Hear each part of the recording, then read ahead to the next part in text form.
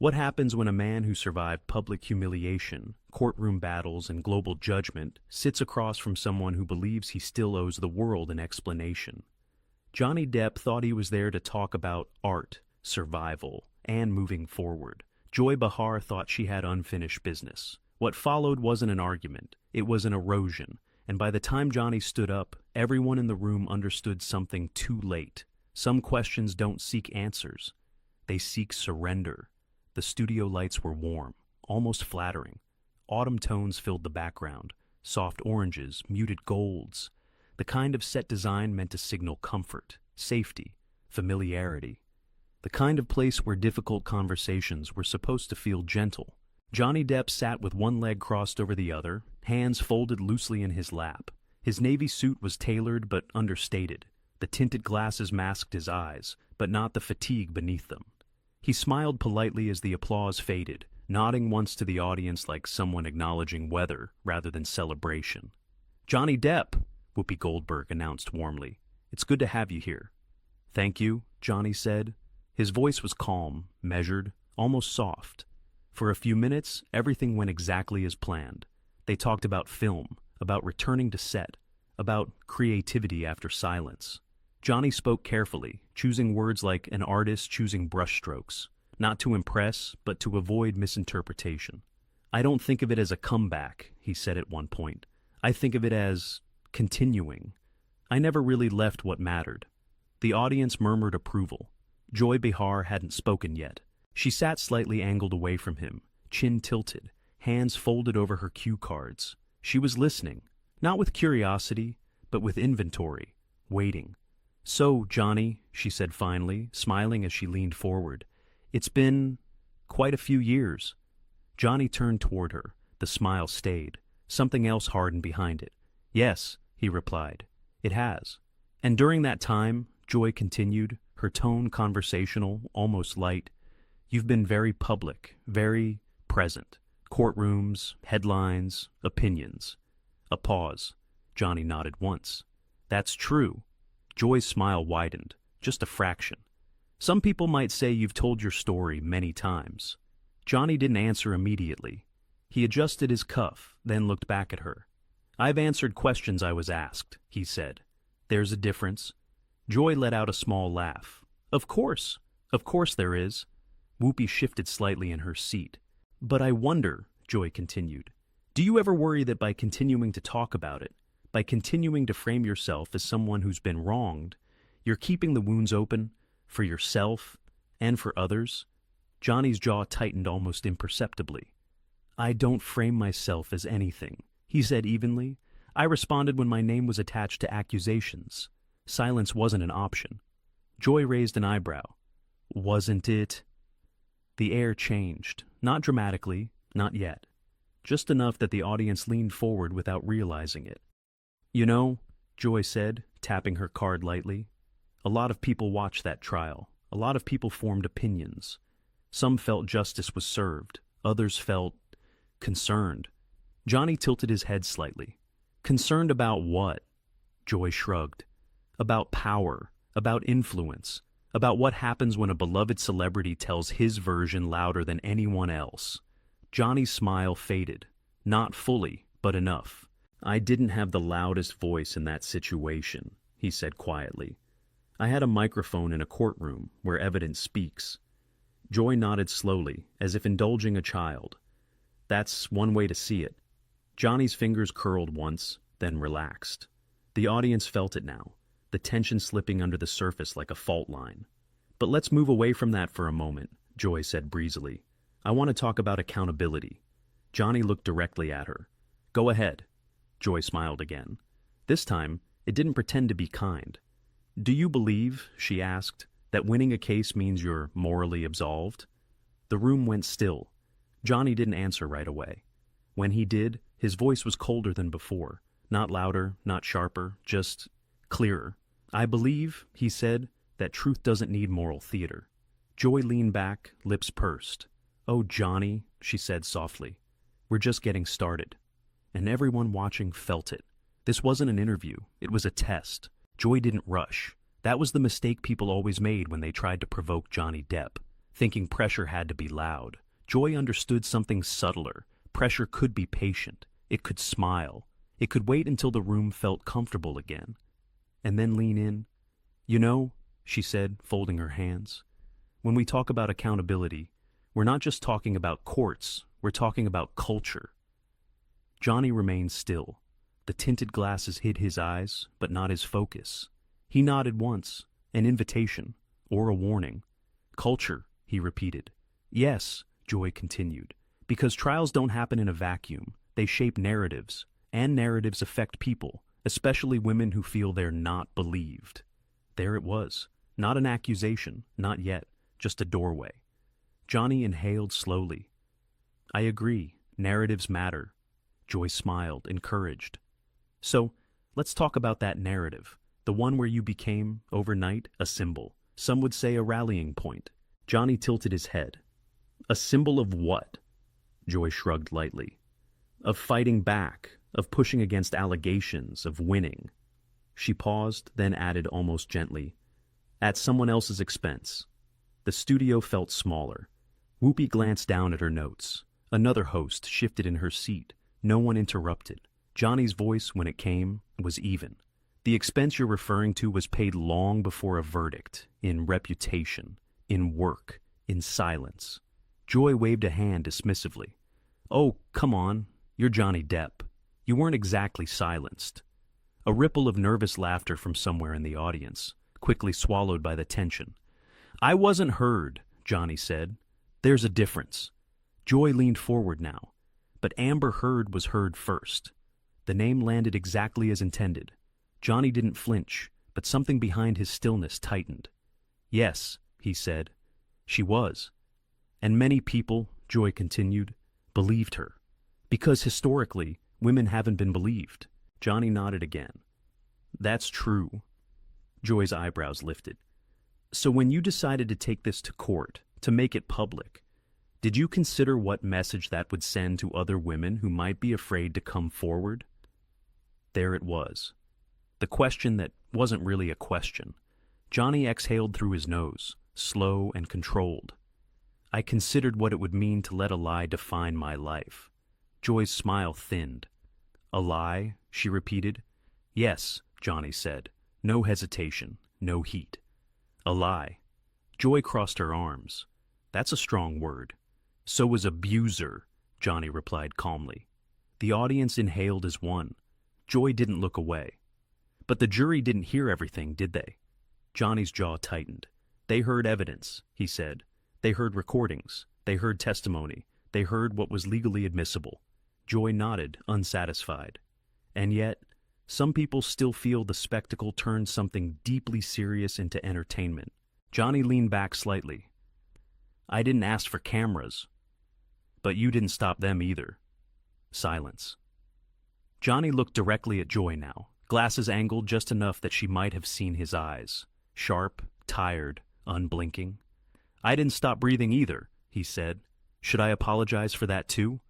A murmur rippled through the audience. Joy chuckled dryly. "You're very good with words."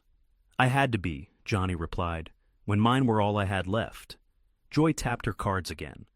"Let me ask you something very plainly, Johnny." Johnny waited.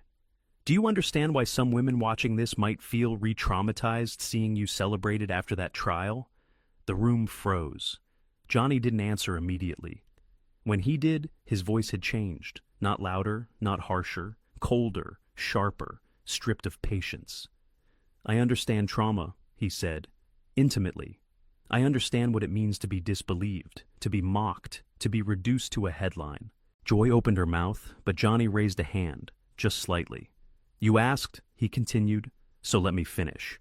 He leaned forward now, elbows resting lightly on his knees. "What I don't accept," he said, "is the idea that one person's pain requires another person's silence, or that truth must be sacrificed to preserve a narrative that feels more comfortable." Joy's lips pressed into a thin line. "So you're saying," she replied, "that anyone who questions how this played out is just protecting a narrative?" "I'm saying," Johnny corrected, "that questioning is different from prosecuting someone who already survived it." Joy scoffed. "Survived." Johnny looked at her for a long moment. Yes, he said quietly. Survived. The word hung there, heavy, unmovable. Joy shifted in her seat. You know, Johnny, some would say your fans turned that trial into a kind of sport. Memes, cheers, mockery. Johnny nodded slowly. I can't control people. I couldn't control the storm before either. But you benefited from it.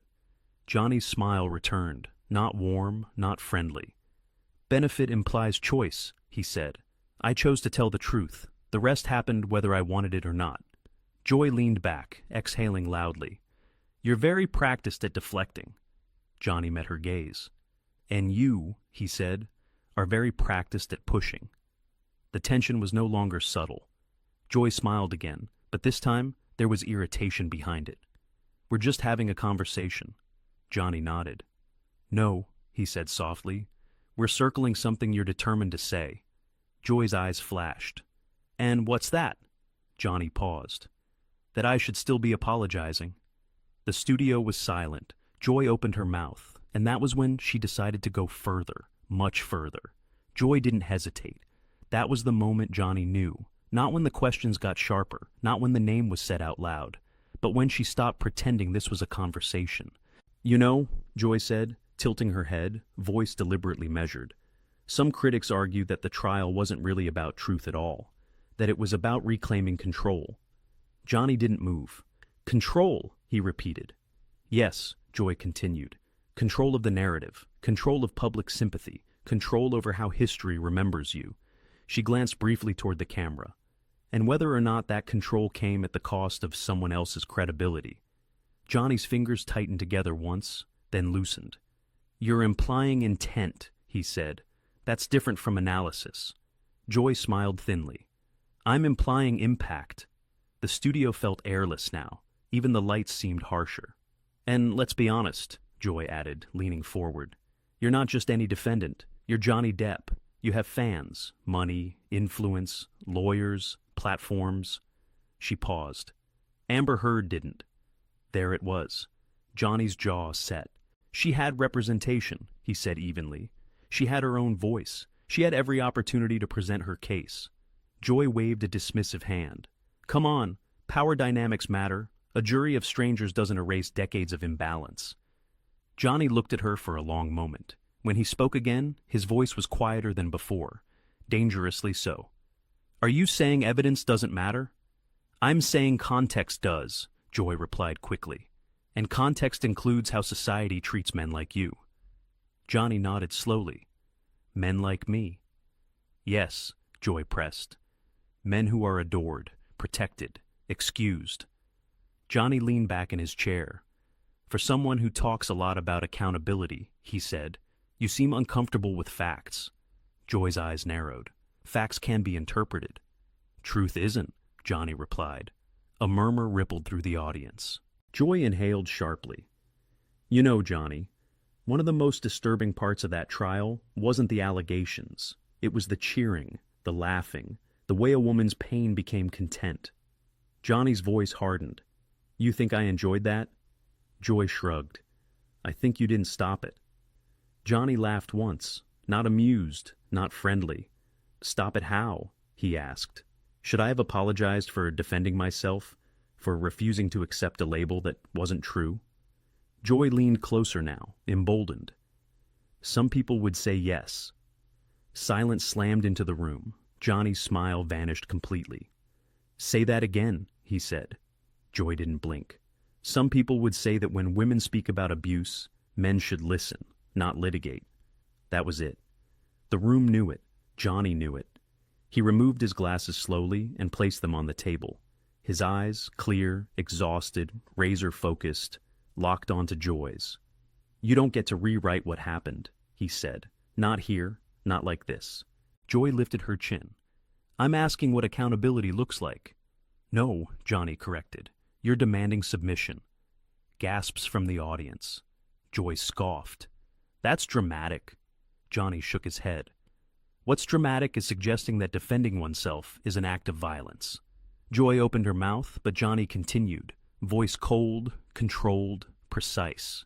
"You've taken something that destroyed years of my life and turned it into a talking point," he said. "You've reduced evidence to optics, trauma to ideology." Joy bristled. "You don't get to lecture me about trauma." Johnny leaned forward. "I lived it." The words landed heavy. Joy's expression flickered, just for a second, before hardening again. "And yet," she said, "many survivors watching this don't see you as one." Johnny's eyes didn't waver. "I'm not asking them to," he said. "I'm asking to not be used as a warning label." Joy crossed her arms. "Public figures don't get privacy." Johnny smiled again, but this time it was empty. "There it is," he said. "That belief.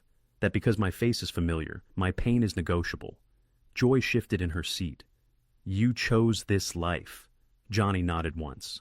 "I didn't choose to be lied about." Joy exhaled loudly. "So, you're saying everyone who still questions the outcome is wrong?" "I'm saying," Johnny replied, "that you've turned questioning into punishment." The audience was dead silent. Joy's voice sharpened. "Maybe people just don't trust men who always cast themselves as the victim." Johnny stood, not abruptly, not angrily, just deliberately. "I didn't come here to convince you," he said, "and I'm done being examined like an exhibit." Whoopi finally spoke, alarm in her voice. "Johnny, let's—" Johnny raised a hand. "No." Joy looked up at him, incredulous. "You can't just walk away because you don't like the questions." Johnny looked down at her. "I can," he said, "because these weren't questions." He picked up his glasses. "They were accusations dressed as concern." Joy scoffed. "That's your interpretation." Johnny's gaze was ice cold. "And this," he said, "is my boundary." The studio felt like it might crack. Johnny reached for his microphone, and Joy realized, too late, that this wasn't a debate anymore. It was an ending. The click of the microphone echoed louder than it should have. Johnny placed it carefully on the table, as if precision itself were a form of restraint. The audience didn't move. No applause, no gasps this time. Just the heavy, unmistakable silence of a moment that had gone too far to be walked back. Joy broke it first. "So that's it?" she asked, incredulous. "You're leaving because you don't like being challenged?" Johnny didn't look at her right away. He straightened his jacket, smoothed the cuff of his sleeve, every movement slow, intentional. Then he turned. "No," he said. "I'm leaving because you stopped listening a long time ago." Joy laughed sharply. "That's rich coming from someone who controlled the narrative for months." Johnny stepped closer to the table, but not toward her, toward the center, toward the cameras. "You want to talk about narratives?" he said. "Let's be honest with the people watching." The director hesitated, then stayed live. Johnny looked directly into the lens. "For years," he said, voice steady, "I was told to stay quiet, to accept what was said about me, to disappear politely." Joy rolled her eyes. "Oh, please." Johnny didn't even glance at her. "I was told that defending myself would make things worse," he continued. "That silence would look noble. That truth would eventually surface on its own." He paused. "It doesn't." The audience leaned forward as one. "Truth only survives if you're allowed to speak," Johnny said. "And today, I wasn't." Joy stood abruptly. "That's absurd. You've spoken for hours on every platform imaginable." Johnny finally turned back to her. His expression wasn't angry. It was finished. "You asked about accountability," he said. "Here's mine." He gestured lightly toward the desk. "I showed up. I answered respectfully. I stayed calm while you circled the same wound over and over, not to understand it, but to reopen it." Joy scoffed. "That's your opinion." Johnny nodded. "Exactly.